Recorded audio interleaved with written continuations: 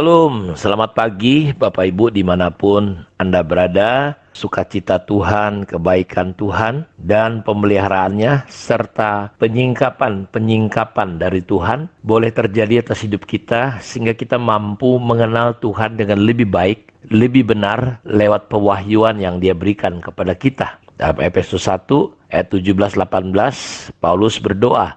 Doanya untuk gereja di Efesus supaya Tuhan memberikan roh hikmat dan wahyu, supaya gereja di sana bisa mengenal Allah dengan benar dan mata hatinya menjadi terang. Karena apa yang dinyatakan itu adalah milik kita sebagai manusia, sebagai umat Tuhan. Tapi apa yang dirahasiakan adalah milik Tuhan. Yang dinyatakan adalah yang bersifat rahasia. Karena kerajaan Allah itu penuh dengan rahasia. Karena itu butuh penyingkapan. Karenanya kita terus belajar. Dan hari ini pembacaan Alkitab kita dari kitab 1 Samuel pasal yang ke-22 sampai pasal 23 ayat 28. Lalu kitab Yohanes pasal 10 ayat 1 sampai 21, dan kitab Mazmur pasal 115 ayat 1 sampai yang ke-18, dan kitab Amsal Soleman kita baca hari ini dari Amsal pasal 15 ayat 18 sampai ayat yang ke-19.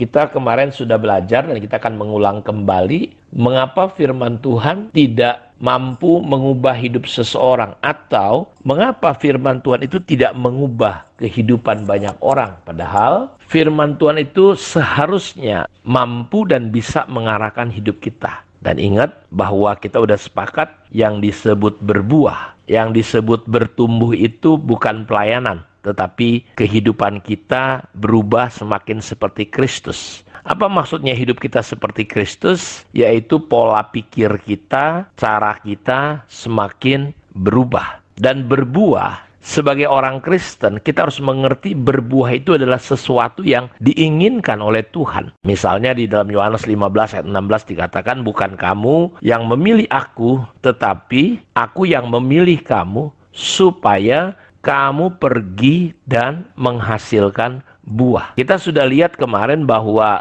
mengapa benih itu, firman Tuhan itu punya potensi untuk berbuah. Tapi kondisi keadaan tanah itu sangat menentukan. Karena tanah di tepi jalan tentu isinya batu-batu dan pasir. Tanah berbatu-batu dan tanah berduri-duri menjadi penyebab penghalang untuk benih firman itu tidak bisa berbuah, mampu menembus dan mengubah hidup kita. Jadi tanaman yang ditanam atau benih yang ditaburkan itu, dia punya potensi untuk berbuah. Dan hanya tanah yang subur itu yang bisa mengeluarkan buah-buah. Karena benih itu secara alamiah dia punya sifat untuk bertumbuh dan berbuah. Jadi buah itu sesuatu yang sangat dinantikan oleh sang pemilik. Kita ini diharapkan, Paulus dalam pelayanan, saudara, dia mengerti hati Tuhan. Dia bekerja keras untuk membawa jemaat gereja untuk mereka bertumbuh, berbuah. Kenapa? Karena si pemilik pohon itu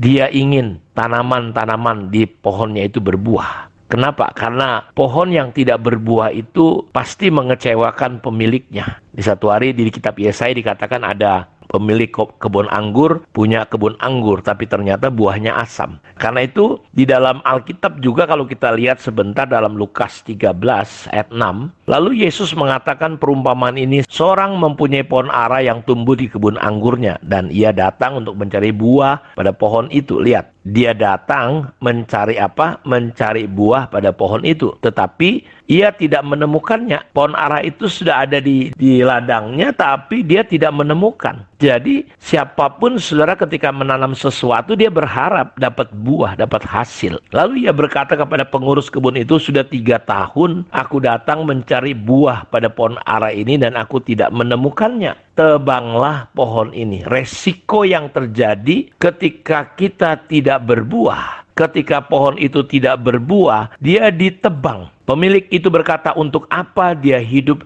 di tanah ini dengan percuma? Jawab orang itu, Tuan, biarkanlah dia tumbuh tahun ini lagi, biarkanlah dia tumbuh tahun ini lagi. Aku akan mencangkul di tanah di sekelilingnya dan memberi pupuk kepadanya. Mungkin tahun depan dia berbuah, jika tidak, tebanglah dia. Jadi berbuah ini menjadi orang Kristen yang berbuah ini menjadi sesuatu yang sangat serius loh Bapak Ibu. Sangat penting, sangat harus mendapat perhatian kita. Bukan hanya sekedar menjadi orang Kristen, bukan hanya sekedar pelayanan. Karena di Matius pasal 7 itu kalau kita lihat ayat 15 sampai yang ke-23, ketika Tuhan cerita tentang untuk kita menganalisa pelajaran kemunculan nabi-nabi palsu, serigala-serigala yang ganas berbulu domba, Tuhan mengingatkan. Karena kadang-kala sulit loh memisahkan, membedakannya. Di situ dia berkata, dari buah. Jadi buah itu akan menunjukkan. Karena itu dalam Lukas pasal 6 ayat 43 dikatakan karena tidak ada pohon yang baik yang menghasilkan buah yang tidak baik. Dan juga tidak ada pohon yang tidak baik yang menghasilkan buah yang baik. Ayat 44, sebab setiap pohon dikenal pada buahnya. Karena dari semak duri orang tidak memetik buah ara, dan dari duri-duri tidak memetik buah anggur.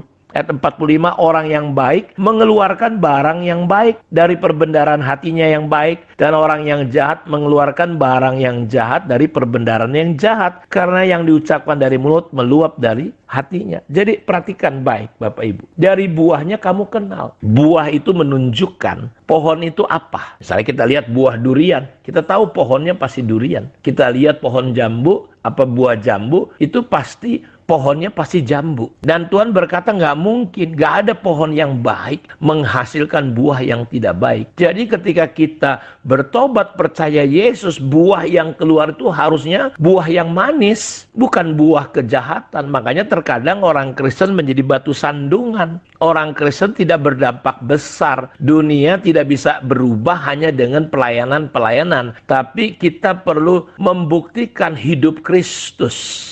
Karena itu fokus dan panggilan tertinggi kita menjadi serupa dengan Kristus. Itulah berbuah. Dan gak mungkin kalau kita percaya Tuhan buah-buahnya buah yang asam, kedagingan, perpecahan, kemarahan. Kalau ada orang hari ini menganggap, oh gak apa-apa kok kalau caci maki, gak apa-apa kok kalau bikin dosa, Tuhan baik. Ya benar, Tuhan baik, Tuhan kasih. Tapi saya percaya bahwa kita diselamatkan bukan karena kita melakukan berbuat baik. Kita diselamatkan karena Yesus sudah mati untuk kita. Tapi karena Yesus sudah mati untuk kita, kita pasti mengeluarkan perbuatan-perbuatan yang baik. Makanya di sini nggak mungkin semak duri menghasilkan buah ara. Setiap pohon dikenal dari buahnya. Semak duri nggak bisa mengeluarkan buah ara. Pasti cuma duri-duri, saudaraku. Jadi kalau hidup kita yang keluar buah-buah daging, kecemaran, perpecahan. Nah ini saudara harus perhatiin. Jadi jelas sekali perumpamaan tentang penabur benih yang sudah tadi kita baca. Punya arti bahwa firman Tuhan yang ditabur di tanah di tempat yang benih itu jatuh adalah ibarat hati kita. Bagaimana cara kita menyikapi dengan firman Tuhan. Dan kalau hasilnya tidak baik, nah ini permasalahannya ada di hati kita. Ada di pikiran kita. Ada di cara pemahaman kita. Karena itu saya berharap kita tetap mengikuti seri minggu ini tentang mengapa firman Tuhan tidak mengubah hidup kita. Karena itu perhatikan bagaimana dengan buah-buah. Saudara sebagai orang percaya sekian tahun, saudara jadi orang Kristen, sekian lama saudara pelayanan. Apakah engkau mengeluarkan, bukan buah pelayanan, buah hidupmu? Gimana hubunganmu dengan papa mama, dengan orang tua, dengan istri, dengan suami, dengan mertua, di dalam gereja? Jangan kita hanya kelihatannya hebat tapi sama sekali hidup kita kacau. Karena hidup kita jauh lebih penting daripada pelayanan kita. Pelayanan kita harus didasari oleh kehidupan yang berbuah-buah. Kiranya Tuhan Yesus memberkati kita semua. Mari kita berdoa. Bapa, terima kasih untuk kemurahan dan anugerah-Mu. Betapa baiknya Engkau, pengertian-pengertian firman ini biarlah memerdekakan kami. Berikan roh hikmat dan wahyu kepada kami. Biarkan mata hati kami menjadi terang. Sehingga kami terus bertumbuh menjadi pribadi-pribadi yang memiliki tanah hati yang subur. Sehingga hari-hari ini firman Tuhan sungguh mengubah kehidupan kami. Terpujilah Engkau Bapa. Dalam nama Yesus kami berdoa. Amin. Tuhan Yesus memberkati kita. Shalom.